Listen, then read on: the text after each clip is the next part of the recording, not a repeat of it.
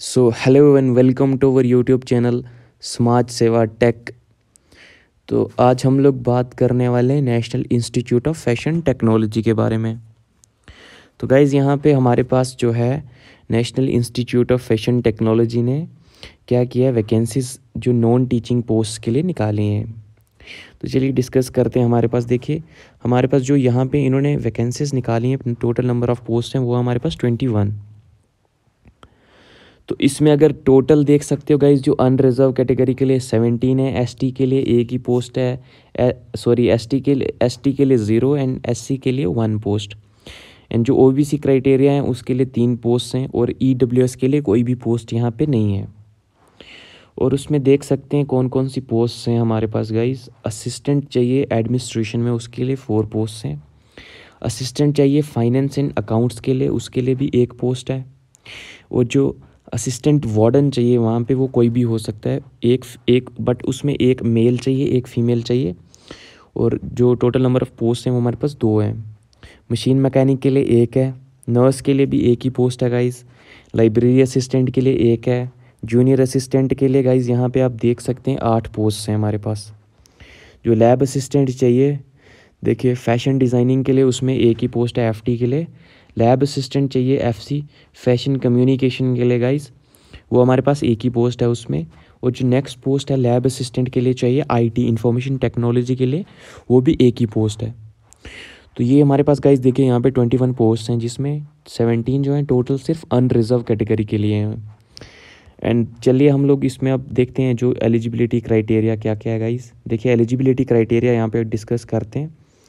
जो हमारे पास असिस्टेंट के लिए चाहिए एडमिनिस्ट्रेशन के लिए, जो एजुकेशन क्वालिफिकेशन एंड एक्सपीरियंस चाहिए इसमें गाइस, वो ग्रेजुएट होना चाहिए रिकॉग्नाइज इंस्टीट्यूट से, और उसके पास जो है 2 ईयर का गाइस एक्सपीरियंस होना चाहिए। और नेक्स्ट थिंग उसके पास होनी चाहिए 40 वर्ड पर minute in English and Hindi के लिए टाइपिंग स्पीड इतनी होनी चाहिए उसकी। और यहाँ पे अगर हम लोग एज की बात करते हैं तो जो हमारे पास मैक्सिमम एज है गाइस वो 27 ईयर है। और जो यहाँ पे इन्होंने एज रिलैक्सेशन है वो only for national institute of fashion technology के जो एम्प्लॉयज़ होंगे उनके लिए ही है, और किसी के लिए नहीं है। और अगर हम लोग यहाँ पे नेक्स्ट करने वाले हैं बात गाइस, वो देखिए हमारे पास जो है नेक्स्ट पोस्ट है हमारे पास असिस्टेंट चाहिए, किसके लिए, फाइनेंस एंड अकाउंट्स के लिए। उसका भी जो हमारे पास education qualification and experience discuss करते हैं। इसमें चाहिए हमारे पास क्या, bachelor degree in commerce recognised institution से होनी चाहिए, 2 ईयर का एक्सपीरियंस चाहिए इसमें फाइनेंस एंड अकाउंट्स मैटर्स में। और मास्टर्स डिग्री अगर नहीं है तो masters degree in commerce from recognize university हो वो भी चलेगी। और उसके साथ जो है हमारे पास वहाँ पे 1 ईयर का एक्सपीरियंस चाहिए। और बैचलर डिग्री के साथ 2 ईयर का चाहिए, और जो मास्टर्स डिग्री है यहाँ पे उसके लिए 1 ईयर का एक्सपीरियंस चाहिए साथ में। और वर्किंग नॉलेज होनी चाहिए अकाउंटिंग सॉफ्टवेयर्स में।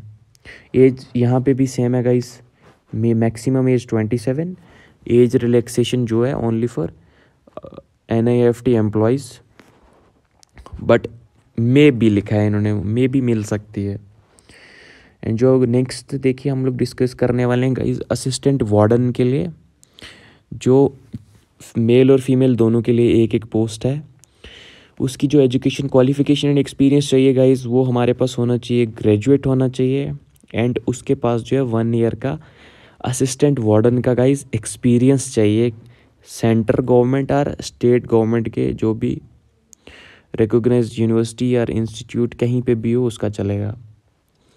जो एज है गाइस वो मैक्सिमम यहाँ पे भी 27 ही है। And as relaxation only for NIFT employees. Next अगर हम लोग डिस्कस करने वाले हैं गाइज, यहाँ पे हमें जो नेक्स्ट पोस्ट है वो है मशीन मैकेनिक की।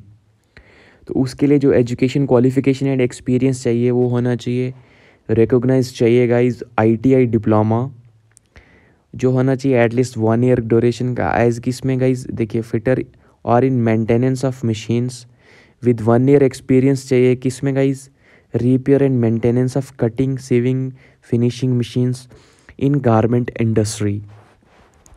और यहाँ पे हम लोग अगर देखिए डिस्कस करते हैं नेक्स्ट जो इन्होंने बोला है कि वो होना चाहिए रिकॉग्नाइज सर्टिफिकेट चलेगी यहाँ पे 6 मंथ ड्यूरेशन की from ITI as fitter recognized by government और इट्स इक्विवेलेंट विद, जिसमें चाहिए 3 year experience guys.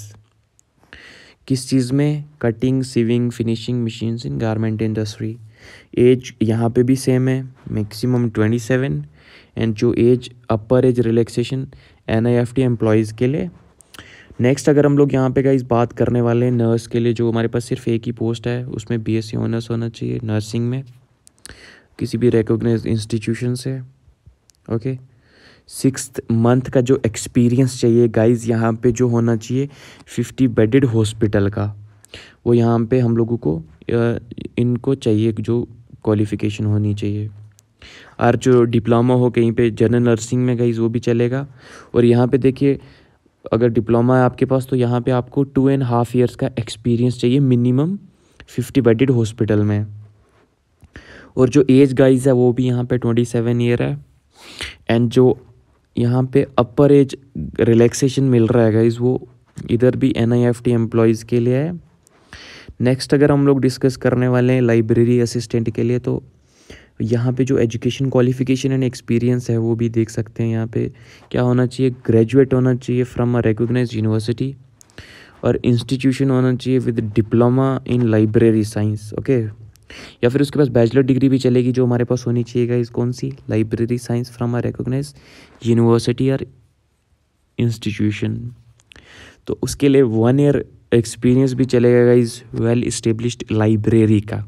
Okay, at least 1 year working experience चाहिए यहाँ पे वेल इस्टेब्लिश्ड लाइब्रेरी का। एंड जो एज है यहाँ पे वो भी 27 ईयर ही है गाइस।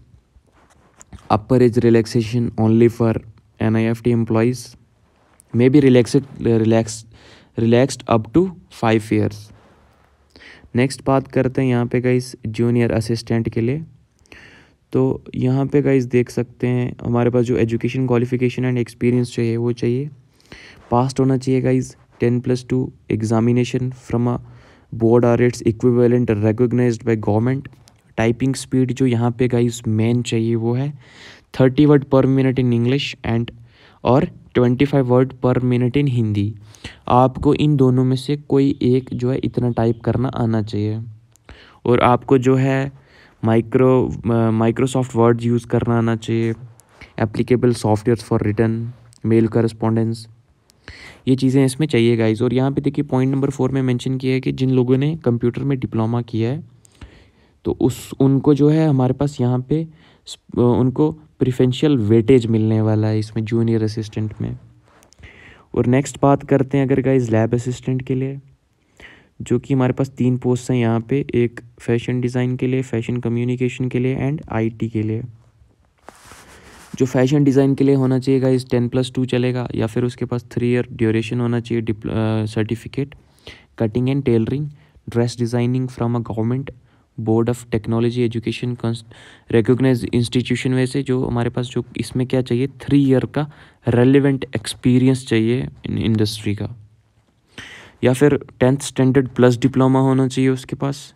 और यहाँ पे क्या है गाइस 3 ईयर ड्यूरेशन क्या होना चाहिए certificate from a government board of technical education recognized institute with 5 year of experience as sewing machine operator with knowledge and skill or sewing superior in industry। Next देखिए यहाँ पे जो fashion communication के लिए चाहिए ग्रेजुएट होना चाहिए guys, और 1 ईयर का शुड हैव 1 ईयर सर्टिफिकेट किसमें गाइस डिप्लोमा होना चाहिए या फिर photography from a reputed institute. Next यहाँ पे देखिएगा इस IT के लिए bachelor degree in commerce bachelor degree in computer application और BSc in computer science. Knowledge होनी चाहिए ग्राफिक्स के related multimedia software and garment. 1 and up to मतलब 2 ईयर का एक्सपीरियंस, 1 to 2 ईयर एक्सपीरियंस जो है होना चाहिए। एज यहाँ पे भी गाइस 27 ईयर ही है। जो अपर एज रिलैक्सेशन मिल सकता है वो ओनली फॉर किसको? NIFT employees. जो यहाँ पे एप्लीकेशन फ़ी है वो है जो general category and EWS and OBC के लिए वो है 500। ST SC PWD और फीमेल के लिए कोई भी यहाँ पे नहीं देनी है। हर एक का जो मोड है वो ऑनलाइन ही है। नेट बैंकिंग के through, credit card, debit card के थ्रू आप दे सकते हो। और यहाँ पे गाइस देखिए सामने इन्होंने मेंशन किया है पॉइंट नंबर 4 में कि जो अगर आपने फॉर्म भर दिया है बट फ़ी नहीं पे की है तो आपका फॉर्म रिजेक्ट हो जाएगा। और अगर फ़ी भर दी है और आप रिफ़ंड के लिए रिक्वेस्ट कर रहे हो तो fee once paid shall not be refunded under any circumstances, तो आपको फ़ी नहीं मिलने वाली है। और जो यहाँ पे गाइस देखिए मोड ऑफ एग्जामिनेशन, जो सिलेक्शन रहेगा, स्कीम ऑफ एग्जामिनेशन, वो पहले होगा आपका रिटन टेस्ट होगा, फिर स्किल टेस्ट होगा। और देखिए जो selection of the candidate shall be purely on merit list होगी गाइस।